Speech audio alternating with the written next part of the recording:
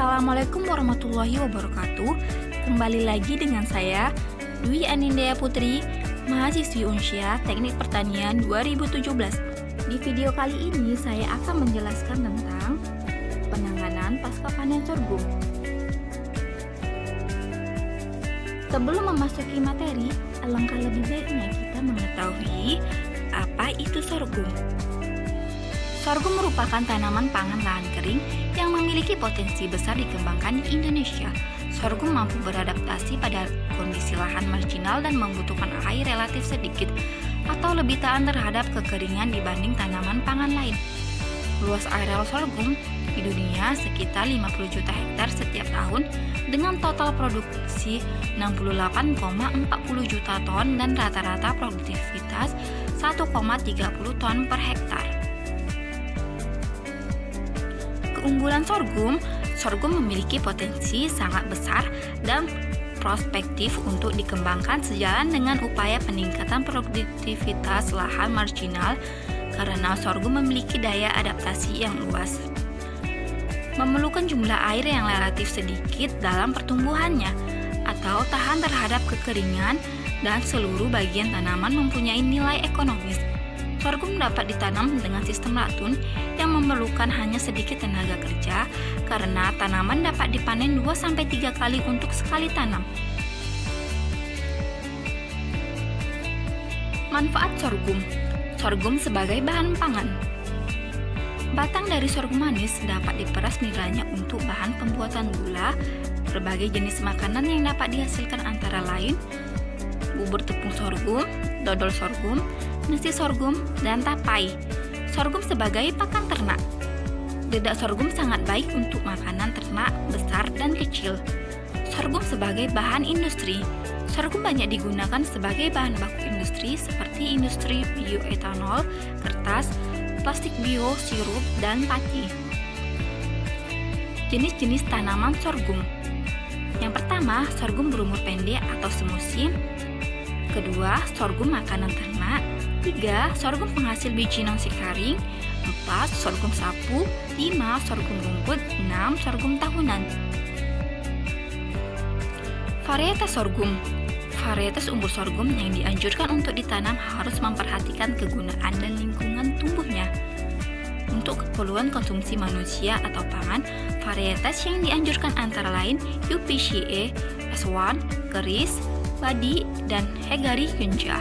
Karena varietas ini mempunyai keunggulan seperti berumur genja, tinggi batang sedang, berbiji putih, dan rasa olah sebagai nasi cukup enak. Permasalahan sorghum.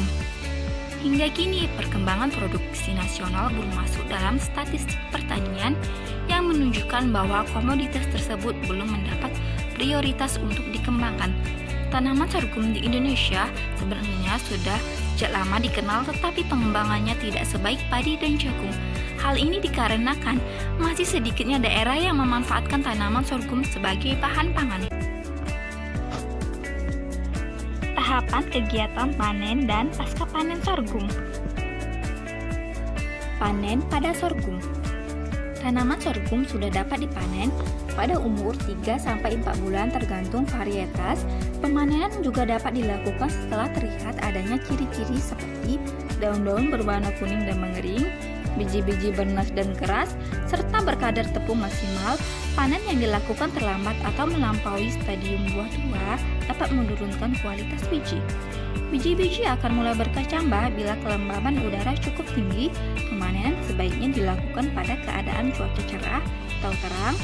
Pada saat pemanenan, sebaiknya pemotongan dilakukan pada pangkal-tangkai atau malai buah sorghum dengan panjang sekitar 15-25 cm. Pasca panen sorghum. Pertama itu perontokan. Perontokan dilakukan dengan pemukul kayu dan dikerjakan di atas lantai atau karung goni. Pemukulan dilakukan terus-menerus hingga biji lepas. Setelah itu dilakukan penampilan untuk memisahkan kotoran yang terdiri dari daun, ranting, debu, atau kotoran lainnya. Sejumlah biji dijatuhkan dari atas dengan maksud agar kotorannya dapat terpisah dari biji dengan bantuan hembusan angin, dan perontokan dilakukan dengan mesin. Kedua, pembersihan dan sortasi. Alat pembersih dan sortasi yang umum digunakan antara lain ayakan berlubang, ayakan meja bergoyang, dan hembusan udara. Bentuk, ukuran, dan banyaknya lubang pada ayakan berbeda-beda tergantung pada macam, bentuk, dan ukuran komoditi yang ditangani. Yang ketiga, pengeringan. Biasanya pengeringan dilakukan dengan cara penjemuran selama lebih kurang 60 jam hingga kadar air biji mencapai 10-12%.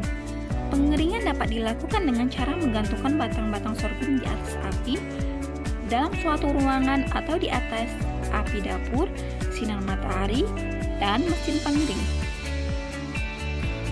4. Penggilingan atau penyosohan. Penggilingan model batu terdiri dari sebuah batu datar berukuran kecil yang terletak di atas sebuah batu besar berbentuk 4 persegi panjang atau 2 batu berbentuk bundar. Satu diputar menggunakan sebuah pegangan dari kayu. Penggilingan bertenaga diesel atau air banyak terdapat di desa-desa, dan penggilingan menggunakan mesin giling. Kelima, penyimpanan. Penyimpanan sederhana di tingkat petani adalah dengan cara menggantungkan malai sorghum di ruangan di atas perapian dapur. Cara ini berfungsi ganda, yaitu untuk melanjutkan proses pengeringan, dan asap api berfungsi pula sebagai pengendalian hama selama penyimpanan. Bila biji disimpan dalam ruangan khusus penyimpanan atau gudang, maka tinggi gudang harus sama dengan lebarnya supaya kondensasi uap air dalam gudang tidak mudah timbul. Dinding gudang sebaiknya terbuat dari bahan yang padat sehingga perubahan suhu yang terjadi pada biji dapat dikurangi. Tidak dianjurkan ruangan penyimpanan dari bahan besi karena bahan sangat peka terhadap perubahan suhu. Demikian penjelasan singkat dari saya. Lebih dan kurang saya mohon maaf. Wabillahi taufik wal hidayah. Wassalamualaikum warahmatullahi wabarakatuh.